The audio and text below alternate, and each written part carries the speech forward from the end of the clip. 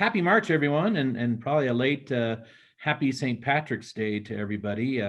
Welcome to Lunch Bunch, and it's amazing. I think this platform is great for us to be able to share these talks, not just in Golden, but with people in Houston and Michigan, and today Berlin, which is just outstanding. I think it's great that we can all connect that way. This is our informal monthly get-together for alumni, faculty, staff, friends of the university, and really here to learn about the people and programs of Minds. My name's Andy Flynn. I was part of the class of 86 and 98, and am currently the Director of Alumni Engagement at Minds. Thank you for taking time to join us today. If it's your first lunch, welcome. And for the regulars, thank you for your continued interest and support, and welcome back. We're excited this month to shine the spotlight on our Economics and Business Division, chaired by Dr. Scott Hauser. Today's presentation will learn about several key initiatives within the department and how they align with Minds at 150, including a focus on the new Business Engineering and Management Science degree that's launching this fall. But before we get started, a few quick reminders. Some of you submitted questions ahead of time. Thank you. And we've shared them with Scott. If you think of a question during the program, please feel free to use the chat. But I was told by Scott, if it is something that comes up relevant to his discussion right now, you could go ahead and pipe up, unmute yourself and ask the question. He's willing to take it during his discussion. And if we run out of time and there's questions in the chat that we don't get to, we'll circle back at the end of the program and send out an email with those responses. All of our Lunch Bunch programs are recorded and can be accessed on the Lunch Bunch page of the alumni website at weare.minds.edu. So if you missed one, want to listen again, or would like to share it with a friend, please click on the View Previous Events at the bottom of that page to access the archive. Lastly, if you have ideas for future speakers, topics, we want to know about those, and that really helps us bring some good, relevant topics to you. Please contact the alumni office, and we'll take those suggestions. But thank you all again for attending, and with that, I'll hand the program over to Dr. Hauser to get us started. Dr. Hauser. Thank you very much, Andy. As Andy said, if you have questions that come up, I hope we can make this more of a conversation than a lecture. I know that's awkward sometimes in the Zoom world, but if you can raise your hand or wave, Ruth has promised to keep her eye out. I know over the last year, in my experience in teaching in Zoom sessions and organizing Zoom meetings, that I always need somebody to look out for me to find the people who have a question. But again, I hope there'll be plenty of time at the end to ask questions as well. So I have been at Minds since 2007. I grew up in Colorado. I grew up in Pueblo. I was interested in math and science. I thought I wanted to be a mechanical engineer. But I didn't even apply to Minds because I was kind of risk averse, and I wasn't sure I wanted to be an engineer. And I ended up as an economist, got my undergraduate degree at Colorado State.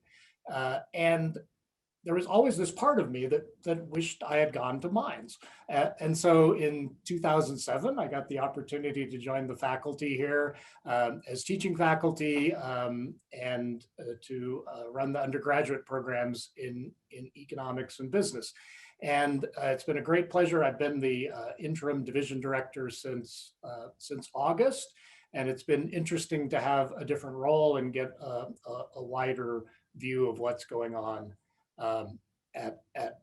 in economics and business. So today I'd like to talk a little bit broadly about economics and business, about our individual programs and the things we do. But I'd like to start by talking about our role in Minds at 150, especially around business at Minds. This has been a huge initiative, and we in economics and business have been thrilled by the focus on business education and helping students get more training in business principles and business decision-making as part of the Minds at 150 plan. And we've already been doing things that we're proud of, and we're excited about the things we're going to be taking on in the future. So I have a few slides, so just to help me stay organized more than anything. So I'm going to try to share those. This is always a challenge. Everybody see a slide? Yes. All right. And so I think kind of the place I'd like to start is with kind of, I think, one of the higher profile and more well publicized efforts around business at Minds, and this is our new undergraduate degree in quantitative business. Now, lots of people are surprised that we would do an undergraduate degree in business at a place like the School of Mines, but we're not really surprised at all because it combines things that we already do well at Minds. We're well known for our graduates and our students who are with excellent skills in data science and data analytics and operations research, optimization modeling. And we also in EB are well known for our quantitative business graduate degree in engineering technology management. So our goal was to put those two things together, and that's how we've created this degree in business engineering and management science. And so this is still a Minds degree. It has the same Minds core as everyone else, 3 semesters of calculus and differential equations and physics and chemistry and design.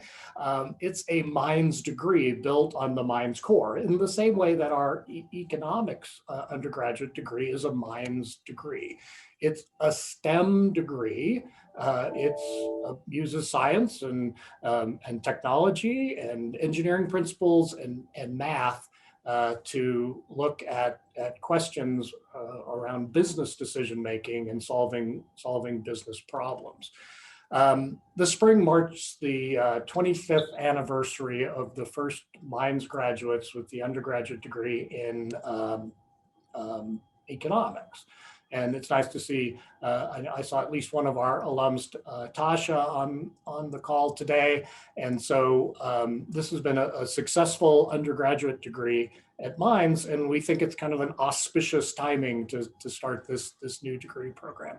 So we're rolling this out officially in the fall. And again, the degree is built on the Minds core, but after, on top of that core, we plan on a core curricula within the degree in business principles and in data analytics and operations research. And the business analytics core is kind of the classes you would expect to see in any undergraduate business degree: accounting, corporate finance, business communications, marketing, project management, strategic management. And then alongside that, there's the data analytics and operations research with courses in data science and applied statistics, linear algebra, deterministic and stochastic modeling that'll give students a tool set that they can use to help inform quantitative business decisions. And then in addition to those core courses, students will be able to choose 2 tracks out of the 5 tracks that are listed. And as you can see, some of those tracks, advanced manufacturing and artificial intelligence, machine learning, are taking advantage of the excellent programs we have on campus in advanced manufacturing and in computer science. The more EB-centered tracks are in business analytics with courses in decision analytics, supply chain management, and applied statistics, and then a track in technology management that builds on some of the strengths in entrepreneurship and innovation and strategic decision making that we have from our ETM program. The 5th track is in financial engineering, and that's probably the more speculative track that we have to build out a little bit more, but that'll involve things we already do in financial modeling and investments, but we'll need to add some additional resources in teaching some financial technology, risk management, risk assessment, and those kinds of things. And so this degree program is a balance between the kind of the technical competencies that we see at Mines, but with real applications to those data-driven business decisions more and more common. The administration, this was a high priority for the administration, and they understand that they need to make some investments, and we need to develop a lot of new classes. We have received a lot of interest from incoming students. We've done a bunch of webinars and meetings about it, and we expect to have a good number of students kind of entering in the first class in the fall. Now, building on this degree program, this is not the only thing we're doing in business education. This is one thing. I know it's attracted a lot of attention, but it's building on things we've done over the last several years, and something that was a priority for me as director of undergraduate programs. And that was to increase the business course offerings, not just the variety, but the regularity with which we offer these courses. And we've gotten to the point where in the Division of Economics and Business, we are offering about the same number of sections of business courses every semester that we do in economics section. So we really are achieving a balance in course offerings in business and economics. We have several new undergraduate business courses in the last couple of years. Strategic management. We have an introduction to business class that does overviews of what we think of the major topics. Undergraduate course in project management, and then as we build out the new BEMS degree, we'll expect to see more and more business courses that are available not just to the majors, but to all of campus. We also have a new minor in business and entrepreneurship that is a nice complement to the minor in economics. The minor in economics has always been the largest, or since I've been here, so always in my perspective, the largest minor on campus. And this minor in business and entrepreneurship gives students a chance to focus a little bit more on the business side of our curriculum. So this new degree program and these new classes are great, right? They create new opportunities for Mines students to do a deep dive into the kind of management science kinds of business classes that we're good at in EB. And it also creates more opportunities for students to take classes that give them more business skills. But the degree and the classes are, to me, they fall short of the Mines at 150 focus on all Mines students having business competency and all Mines students having the opportunity to learn how to apply business principles and to make better business decisions. And to do that, we really need to find ways to get business into the core curriculum. And that's why I use this picture, this graphic from the Mines at 150 plan that I'm sure many of you have seen, thinking about how do we get to that intersection where we're taking the technical competency from the students at Mines, adding in that business, economics, operations research, leadership, and then merging that with the context, right? And for me, the important thing about business education at Mines for all Mines students is the context. I have to tell you, my colleagues in EB and I have thought a lot about this. I chaired the faculty undergraduate core curriculum committee for several years. I'm on the current version of that faculty senate committee. And I also spent a lot of years teaching the core principles of economics course.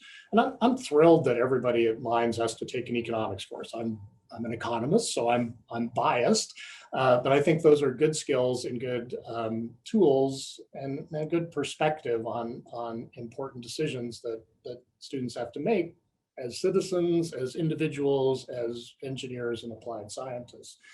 The problem is that the core principles of economics course sits out by itself. It's not connected to anything else in the curriculum for most of our students. And so it becomes a box that they need to check rather than a critical core integrated part of their education at Mines. And I don't want the same thing to happen to business at Mines. If we just kind of do a standalone intro business class and check the box that everybody had to learn something about business, unless we put that in a context, students don't understand how it is relevant for their work as engineers and applied scientists. So we're doing a lot of work on thinking about how to integrate business skills into the core. And one way we're doing that is a project funded by this signature student experience funding that came from the foundation through the faculty senate to people like me. And in EB, a group of faculty are going to design and deliver this kind of business context in sections of the second cornerstone design course sequence, the design 2, where it's the business context comes just in time, right? As they're working on their design project, they're going to run into a problem or they're going to have to answer a question and they're going to hopefully need to use some business tools.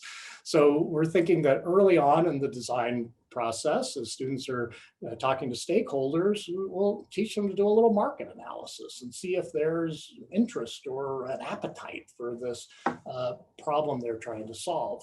As the project moves on, they may need some skills in project management. They may need to understand something about project evaluation and time value of money and all those kind of critical project management tools. And then as they get toward the end of their project, maybe some entrepreneurship skills, some learning about innovation and how to take an invention and put it into the world so that it has an impact. And so we're working really hard with faculty in engineering, design, and society to both create the content, but also then to figure out how to deliver it in a time that it's going to be the most meaningful. So that seems to be a pilot, a possible way that we can integrate business skills into the core curriculum in a way that'll happen in context. It'll be at that intersection of technical competency, business competency, and context that students need. And then, of course, in the meantime, we're trying to find other ways. The core principles of economics course is including more and more business topics that make sense and that fit the context of that course. So that's my core curriculum soapbox. I think I probably got a little carried away, but we're also involved in kind of other key Minds at 150 initiatives, especially around entrepreneurship and innovation. So early on, EB provided staff support. The associate director of the McNeil Center for Entrepreneurship and Innovation, I think I saw Mr. McNeil here, is a member of the EB faculty, and we were happy to support E&I. The E&I staff are in Engineering Hall with the faculty in EB, so we've been happy to be involved and supportive of E&I Center as it builds out. We also host what started off as Hacking for Defense. Stafford Mayhew's on the call, and I remember Stafford coming to campus years and years ago to promote these Hacking for Defense classes. And Sid Saleh on our faculty has taken that and not just figured out how to do these innovation classes for defense clients, but also for Homeland Security, FEMA, great projects last fall, and has expanded that this semester to an international context where there's teams from the UAE working on those projects. And so the Innovate X course is offered as an EBGN course. It's one of our courses in our curriculum, and we're excited to support that. Of course, other things going on. I've mentioned a couple of times our graduate business program, so our master's in engineering and technology management, again, a STEM-focused quantitative business degree. It currently has enrollment of 68 students, which makes it among the largest non-thesis master's programs at Mines. 20 years ago, when the program was developed, it was focused on mid-career engineers and applied scientists who were, wanted to retool and get new skills, pivot in their careers. But over time, we've seen more and more Mines students staying around for an extra year and competing that. So now I think 3/4 of our current students are Mines grads and current undergraduates. We have a lot of things supported by alumni. Joe Easer has generously supported our executive and residence program.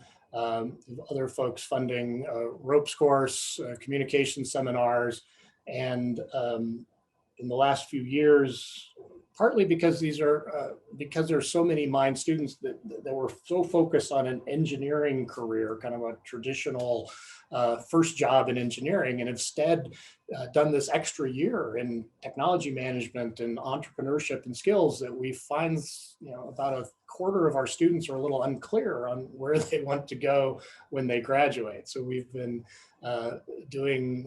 using again some alumni funds to have some career coaching for folks, and they've been very successful. That program is great, and we're continue to be excited about it. The next kind of evolution of the ETM program is going to be moving toward online delivery, and so we have 3 approved online graduate certificates. These are each 3 course certificates delivered completely online. The first one in product management will kick off in the summer of this year in June with a course in project management. I always get product and project mixed up. And then if we can get the resources in place, working with John Bradford and the folks in the online programs, we hope to roll out our business analytics certificate starting in the fall. We have a 3rd approved certificate in entrepreneurship, and that we're kind of waiting until the other 2 get stood up before we roll that out. So each of these certificates are 3 courses. So if a student or a professional were to complete all 3 certificates, they would be most of the way to the ETM degree. So our plan is, after we get the 3 certificates out, students will be able to stack those 3 certificates, and we'll develop a couple of core classes in a capstone course and a course in accounting and finance. And as soon as those are online, the ETM degree would be fully online. It is going to take us a few years to get there, but it is one thing we're very excited about. But as you know, as you can imagine, like maintaining a high quality residential, high touch, very interactive, very successful graduate program with around 70 students, and trying to start an online version of that at the same time requires some resources. So of course, doing two things at once is challenging. Sometimes there are no economies of scale or scope, and so it's been an interesting process. So that's what we've been doing on the business side of economics and business, but we're of course economics and business, so we shouldn't forget our kind of flagship program in mineral and energy economics. So we have currently 11 PhD students, 39 master's students. And then we have a few students who are pursuing a joint degree. They get a master's in mineral and energy economics from Mines and a master's in petroleum management from the IFP school in Paris. And that has been a very successful partnership that we have with IFP, and a way to kind of bolster our petroleum management for students going forward. We have a certificate program in resource commodity analytics, and we'll start thinking about how to move that program online as our business certificates get built out. Alumni have been very supportive of our seminar series. Of course, that's looked a lot different since the pandemic, but we do bring a lot of folks, really well-known resource, mineral and energy economists onto campus to talk to folks and to meet with our students. The case competitions have been an important part of our graduate program in mineral energy economics, and our students have been really successful in these case competitions, going up against some of the major universities. And our students, like, as you can imagine, right, mine students can compete on any platform. We've also, friends of EB, have been very supportive in fellowships, especially supporting our PhD students and our thesis master's students, our female graduate students with fellowships. And I can see Mr. Shank was on the call, and so I want to thank you for your generosity in supporting our grad students. What's always been near and dear to my heart since I came to Mines was the undergraduate program in economics. And so again, 25th anniversary this year of our first class. And I know a few people from that first class, and we've worked with them in our field session and gone to visit them in places around town. And I think really has been the undergraduate degree in economics has been a great expansion in undergraduate programming in at Mines. It was originally conceived as a way to increase retention, but it's really become a place where people come to Mines to study our flavor of economics. Again, economics degree based in the Mines core, very based in the math and science. And so there are currently 22 students, we call them hell of a economists, pursuing the bachelor's degree in economics. And we're a small group, but we're really, really proud of them. We offer a wide variety of undergraduate core courses, humanities and social science electives, and other kinds of courses in the program. And we also do a lot of co-curricular activities with undergraduate folks. So in addition to undergraduate research, we have faculty whose passion is personal finance. And so that's become a series called I Dig Money, where mostly Mines alumni who have started working in financial management come back and talk to students about personal finance. We're also building that out to be more of a professional development program on the broader campus. I started as the interim division director just in the summer, and I got to go through my first cycle of faculty evaluations, the first time I've been on the evaluator side instead of the evaluatee side. And the exciting thing was I got to look at the accomplishments of our faculty, and I knew a lot about their teaching and a lot about their service, but I didn't quite appreciate the breadth of research that's being done by our faculty. And so we have everything from regulation of methane and flaring emissions to returns to innovation, optimization modeling for mining and electricity deregulation and its effects on coal and natural gas prices.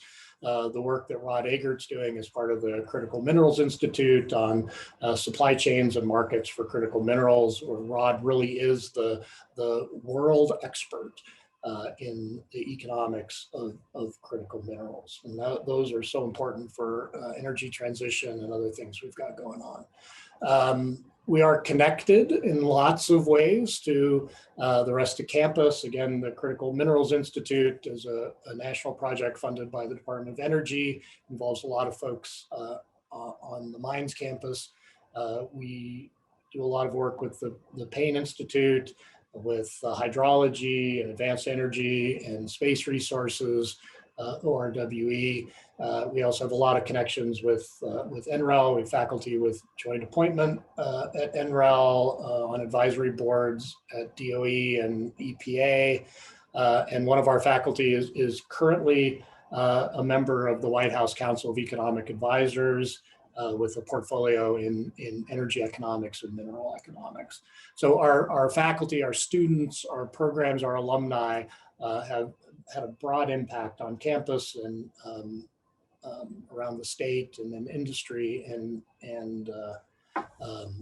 policy and academia. And I'm kind of proud of the work we've been doing. So I hope I finished up in time for us to have some questions. I wanted to talk less and have more of a conversation, but I get excited about talking about EV. So I appreciate that. So thank you for your time.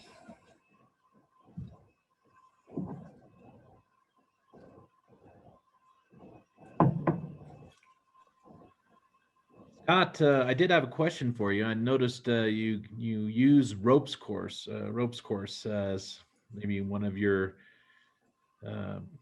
team building activities or otherwise. I mean, how did that come into use? It was an interesting note. Yeah, I think that was a alumni-led initiative for the importance of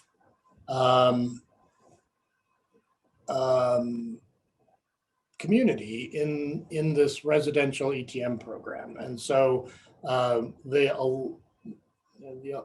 alumni, in talking to alumni, they felt like they had spent a lot of time in classrooms together, but they hadn't spent a lot of time kind of doing those team building sorts of things. So that's when the ETM program added this ropes course at the beginning of the program to kind of create a sense of community. We do a lot of event. I think the picture I showed you of the students standing out in front of our building is the annual ETM barbecue that kicks off hopefully soon. Again, we'll kick off the school year. And so in ETM and in the undergraduate programs, mineral and energy economics, we've tried to build a community. We're a fairly small group on campus. And so building that community has been really important to us.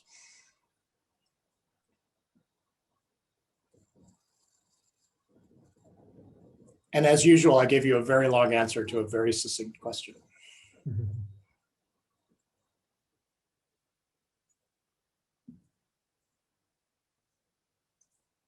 I have a question, Scott. Sure. Are the programs that you're putting together currently or developing currently being developed in conjunction with other universities, or have you looked to other engineering schools as templates or models for what we are rolling out? In terms of the way business is integrated into the core curriculum, we haven't seen it done really well in other places.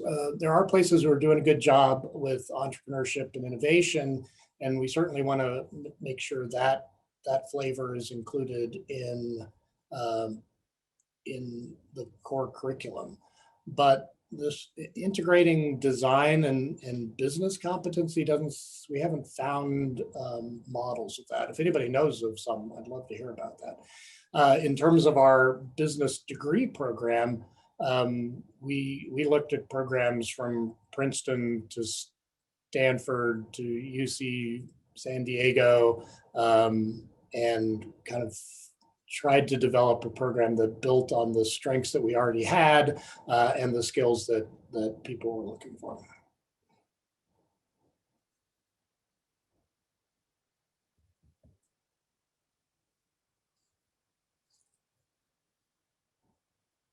academics are kind of like comedians. We steal as much as we can.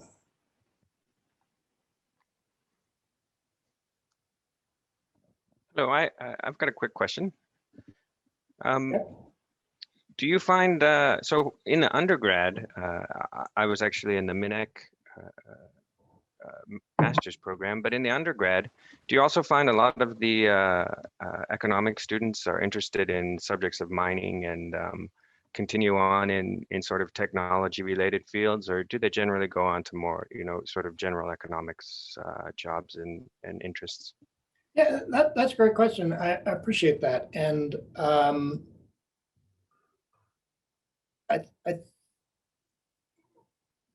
our students tend to be kind of two groups of graduates. One group goes to work in places that hire mines graduates. So they go to work in mining and utilities, manufacturing. And then there's another group of students who go to work in finance and telecommunications and consulting. Lisa Martinez Templeton joined the call. Lisa's at the City and County of Denver, and government and policy. And so the nice thing about an undergraduate degree in economics from mines, and I think this will bear out for our undergraduate business degree, is they have a mines degree. And so people who know the value of a mines degree in those industries that we have a lot of connections are very happy to hire our students if they have interest in those.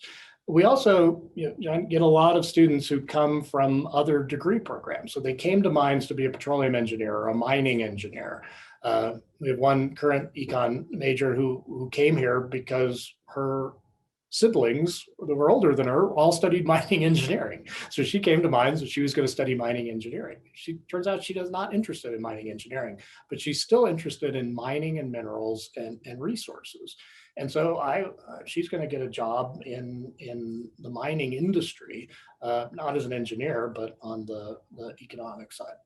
So thank you for that question. Thanks.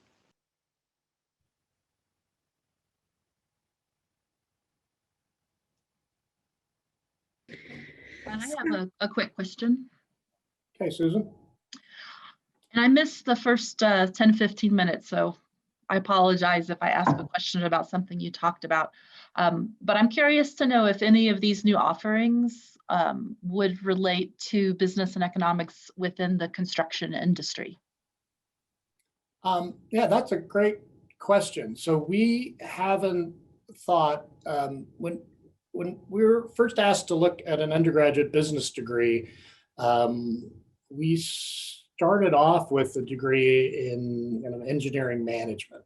So there are ABET accredited engineering management degrees. The curriculum's pretty well defined, but it turned out that wasn't the right choice. And I think that engineering management degree would have been, one of those flavors of engineering could be construction management.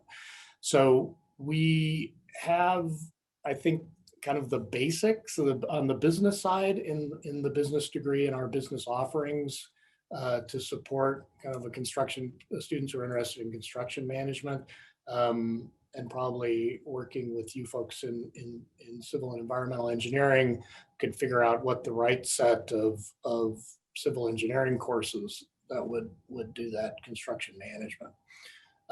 So nothing specifically, but we have created these partnerships with CS and with advanced manufacturing, and it may be that there should be a track in this degree in more construction management. So I'm sorry, is that helpful? Yeah, that's helpful. Thanks, Scott. Sure.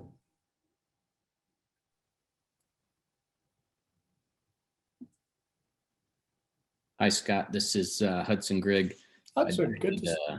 Undergrad in environmental at Mines, and then went through the ETM program. And have been working recently as a project engineer, and responding to that last question, am heading into construction management. But I know from our consulting perspective, that construction management side of things is just getting bigger and bigger as we put together our opinion of probable construction costs, and then having resident project representatives on site. I think that construction management aspect is just getting bigger and bigger. Right. And Hudson, I'm glad you're here. I saw your name on the list, and glad you dropped in. And that's good to know. And I think that if we expand our vision of business at Mines beyond, say, a degree in business or a little bit of skill that one gets in a core curriculum, I think working with other degree programs, and certainly we've talked with folks in advanced manufacturing about this, and I had heard of some interest in construction management. I think there's just a way for these partnerships to emerge where we can create a unique set of Mines graduates that have more of those business skills, whether they're in construction management and mine management, in manufacturing optimization. All those kinds of things are going to be really important for the future.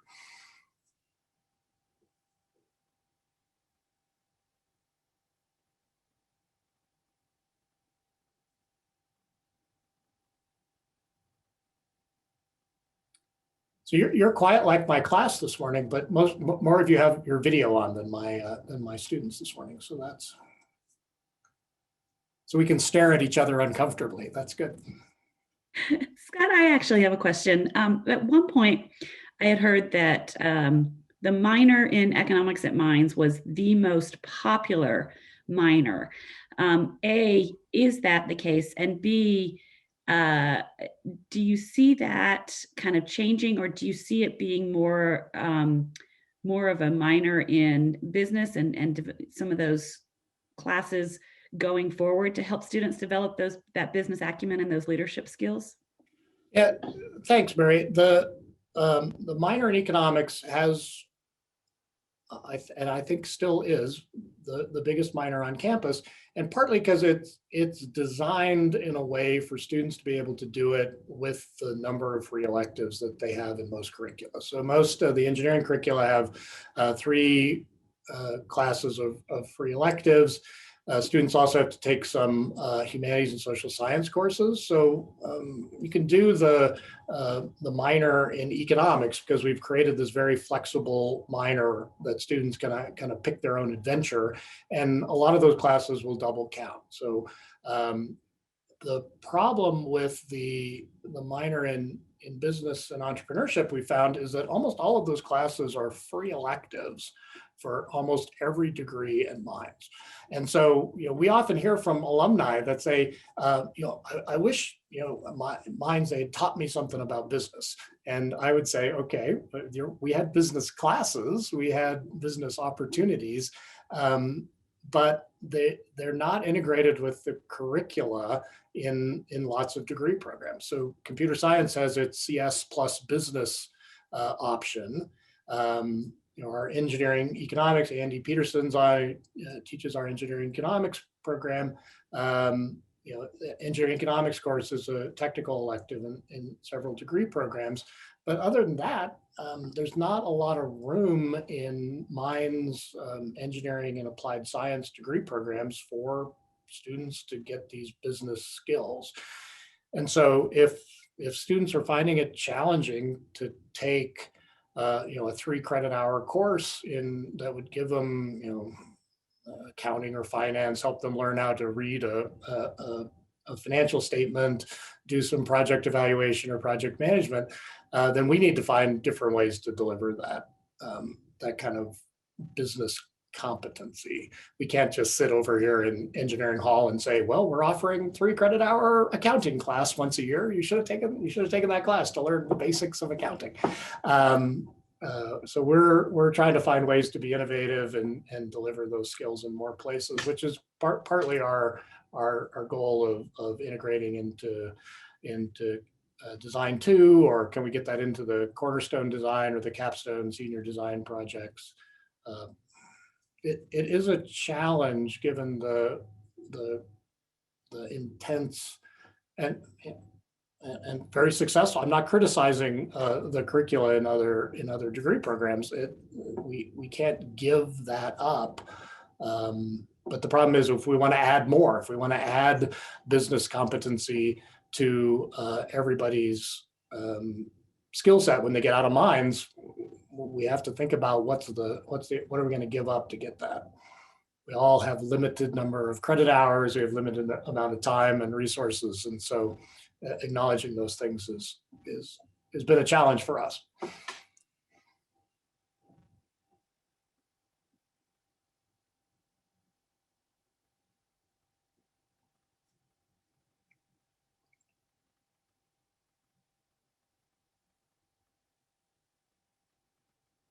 Any other questions for Dr. Hauser as we start to wrap up?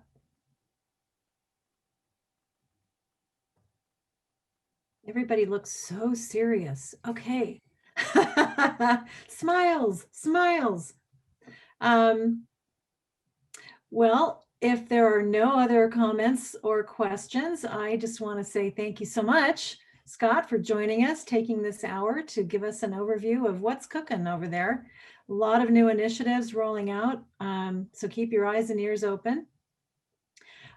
Before I hand it back over to Andy to close us out, and as I do every month, I just want to put in a plug for next month's Lunch Bunch, which, next month is April, right? So what does April at Mines mean? Say it with me.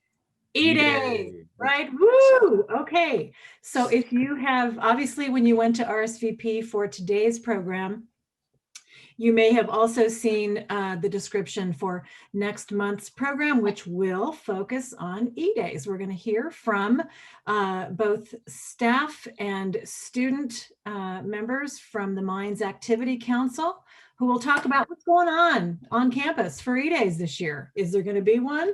Find out. And also, if any of you want to share your funny stories and memories from E-Days of your time at Mines, we'd love to hear those. So we will open up the mic, so to speak, or the screen for you all to share. And we may also do a little bit of trivia. So it should be a fun hour next month if you would like to join and get the scoop on what's going on with E-Days this year and relive your own memories. So that will be on Thursday, April 15th, which is the eve of E-Days. So well timed. Once again, 12 noon. And as before, we will send out the link to you all when you RSVP. So watch for that email. Okay, Mr. Flynn. Well, thank you, Ruth. Yeah, I think that Thursday before E-Days was probably the most exciting time of the calendar year for a student, as it was the anticipation of that weekend. But thanks for setting the hook there, Ruth, and thank you all for joining us. Dr. Hauser, thank you for really giving us a great look at your programs and where things are heading. I think it's exciting. I know that our students really value the business part of their education. And it appears you have several students, former students that have come back for this call. So they obviously enjoyed the program when they're here. Thank you for especially those folks that came in from out of state and from out of country to join us. But I hope you all have a great weekend. Be safe, and we'll look forward to seeing you next month.